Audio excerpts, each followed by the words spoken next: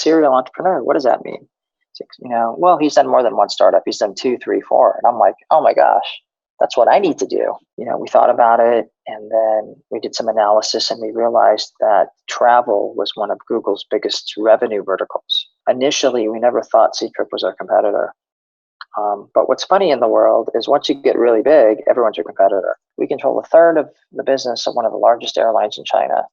Then that must mean we must be pretty big. You were rolled up into Tom.com, $20 million acquisition. You were what, like 25 at the time, something like that?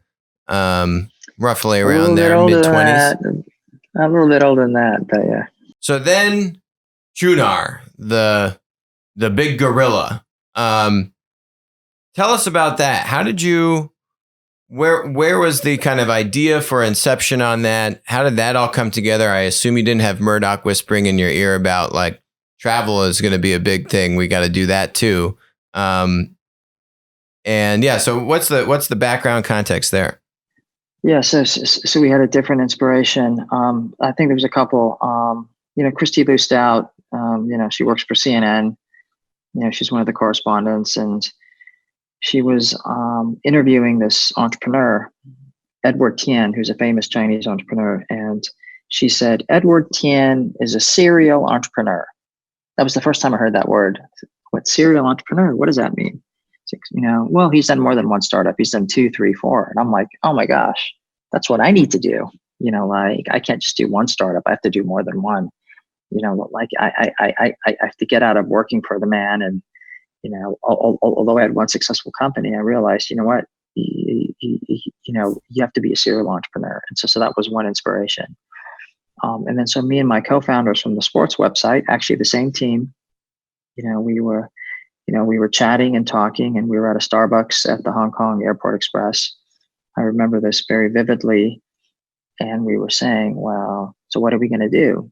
We're talking about it. And then the idea came up. I think it came from Douglas, one of my co-founders, who said, well, maybe we should look at, where does Google make its money? So back in 2004, Google was, one of the hottest companies, still is, obviously. And it was like, okay, if Google is this big, this massive Leviathan, where does it make its money? And even if you took a piece of it, even one small piece, you could also be, say, a mini Leviathan.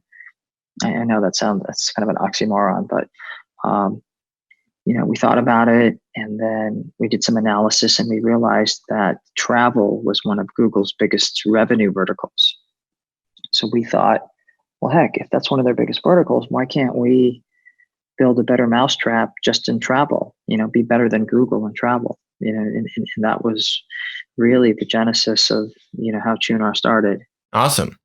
Now, that was 2005. The other major competitor, which we'll talk about more in a minute, was Ctrip. But when I look at Ctrip's thing, it says Ctrip started in 99, but was Ctrip kind of doing like other stuff and they hadn't really focused on travel that much? And so you weren't exactly first, but you were pretty much neck and neck with them when you started, or would you say that they had a little head start? Yeah, so they were way ahead of us, but they had a different business model. So we always thought, so Ctrip is an online travel agency. And our whole idea was, following the Google analogy, Google aggregates multiple agencies. And that's how we thought about it. Okay, we're a new model. We're going to build a better mousetrap than Google. We're not competing with Ctrip. We're just aggregating, information from Ctrip and a wide range of other, travel companies into one larger offering to consumers. So that's how we thought about it. Was initially, we never thought Ctrip was our competitor. But what's funny in the world is once you get really big, everyone's your competitor. I mean, frankly, Google is the competitor to President Trump. They're the competitor to Amazon. They're the competitor to the fashion websites. They're a competitor to everybody. And, because once you get big enough, you start bumping into everybody. That's what happened to us. We were trying to collaborate with C-Trip. We worked with all the other online travel agencies and airlines and hoteliers and all that sort of stuff. But then once you get super, super big and dominant, you realize that they work for you. You don't work for them. And, then we started becoming competitors. So could you buy a C-Trip, a flight through C-Trip off of Chunar in the early days? You could, absolutely. And, they sued us, but we included C-Trip on the platform, sure. Yeah, I mean, we felt, in the early days, like our philosophy was, hey, we're a search engine, and we followed the nature of search. And the nature of search is you aggregate all the players, you have a wide array of offerings, which means that you're a proper search business. That's how we thought about it. And it was actually clearly defined. We had to work with the government and the legal authorities to kind of define exactly what the nature of search was. But that's how we started, again, because our genesis was, hey, Google's a search engine, we're a search engine. And would you say it was more like airlines or hotels? Or I assume that mix changed over time. But when I look at airlines, that supply is much more aggregated or consolidated, rather. And the hotels, there's probably some big hotel players, but there's definitely more fragmentation on the hotel side, overall, at least. I don't know about initially, but how did you think about kind of supply fragmentation, or was that even much of a factor at that point? Sure, it was. I guess I couldn't communicate it as clearly as you've just communicated it, but yes, flights. There's only a few hundred airlines in the world. In China, there's maybe 20 major airlines, I guess. There's 6 domestic and some of the foreign airlines, and so it was much more consolidated. But what we discovered was there still was massive variation in price and offering, and so really, consumers needed some sort of platform to help them make smarter decisions.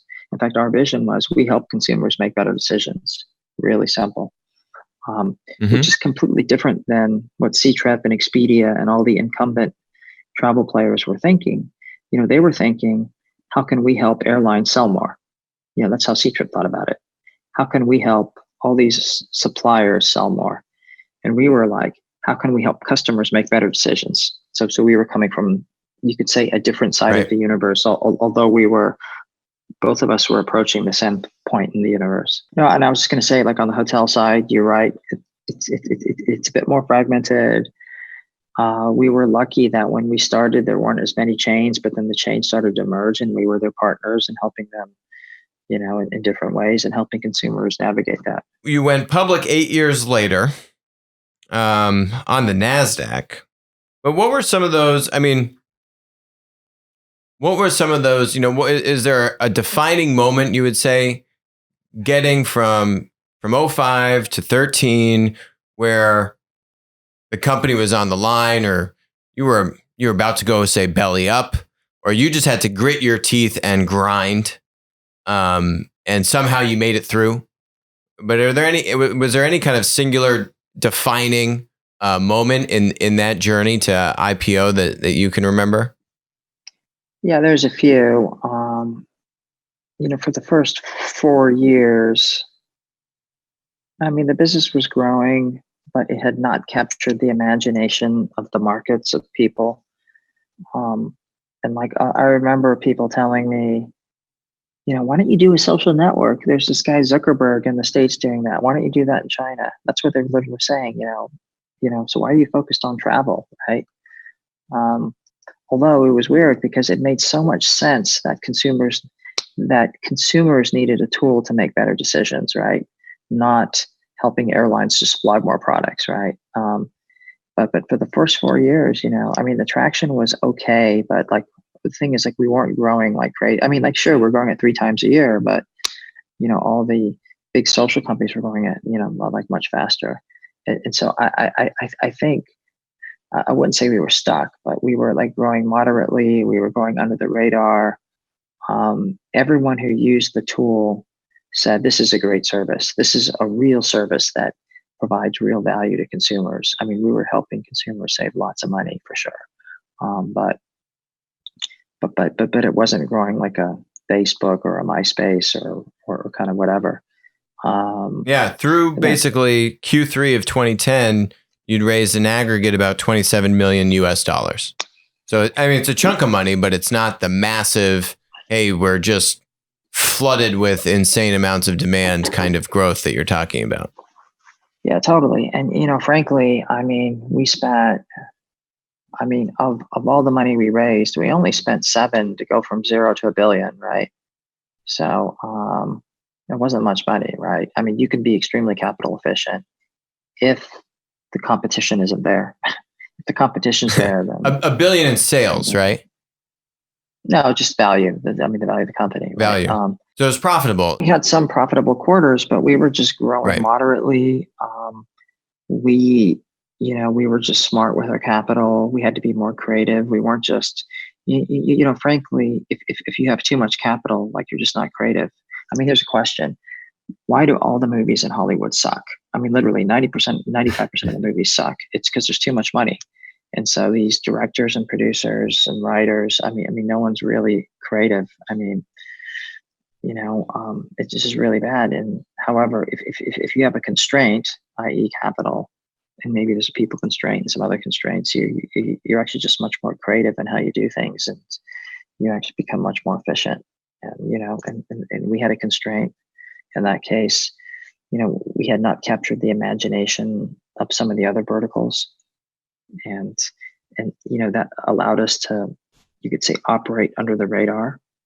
I would say we were, not on purpose, but we were in stealth just because no one bothered us, or no one bothered to look at what we were doing. And then finally, when they figured out we were valuable, it was too late, right? We're just like taking off, right? Right. And maybe one of the key turning points could have been when one of the key large airlines in China told us that we controlled 1/3 of their business was coming through our platform. And we thought, oh, we control 1/3 of the business of one of the largest airlines in China. Then that must mean we must be pretty big. Yeah, that must mean we're a pretty big deal. Now, would you say it was more maybe about like a timing thing, consumer expectation, just kind of the consumer readiness maybe? There wasn't kind of any magic kind of breakthrough. And you just were able to relatively slowly compared to the socials, let's say, just continue to build up this business. But then for Baidu to then lead the $300 million round in 2011, was that just more of the same thing? Eventually, was there anything that Baidu basically said, look, I'm not going to try and compete with these people anymore. I've got to partner up with them. We were eating their lunch for sure. We were killing them within travel, right? And that was their key revenue vertical. And in fact, we weren't even getting much traffic from them, so they knew that they had to work with us. I mean, and we obviously had choices. And at the time, we thought, well, Baidu is an engineering-driven company, and so are we. And so it seemed like kind of a complementary fit. Yep. And so they pretty much kind of allowed the company to, pretty much operate on its own, and kind of follow a very singular vision, right, which is to help consumers make better travel decisions. Now, was there any deeper integration with Baidu? Like if I went to Baidu and I punched in a travel search, do they give you preferential treatment on the listings and that kind of stuff? Yeah, of course. Yeah, of course. Yeah. Good. I would hope, $300 million, you got to get some other goodies thrown in. Right around 2015. So you were now public, but you had these like massive platform mergers, right? You had the two DDs for ride sharing merge. You had the Yelp-like kind of platforms like Dianping and Meituan merge. And then Qunar and Ctrip did this share swap, which is all kinds of interesting. I've never seen this one before. Who came up with this? But basically, just to give the recap for everyone, there was a share swap and voting share swap, which means the two companies were still separate, but you essentially had a truce and you had different levels of ownership and voting rights. But the point was that you both had a real vested interest in one another, and so you were going to take down the competition a notch, and have this truce, which was not a merger, but kind of like the impact of these mergers that you saw, kind of. So it goes back to the point that platforms have this winner-take-all dynamic, and there's only one or two dominant winners. How would you describe how all of that came together? The TrueNAR, C-Trip, share swap, that kind of truce, so to speak. Really interesting. It was obvious that we had to have a combined platform to achieve some of those scale benefits. Some of those winner-take-all benefits that you've highlighted.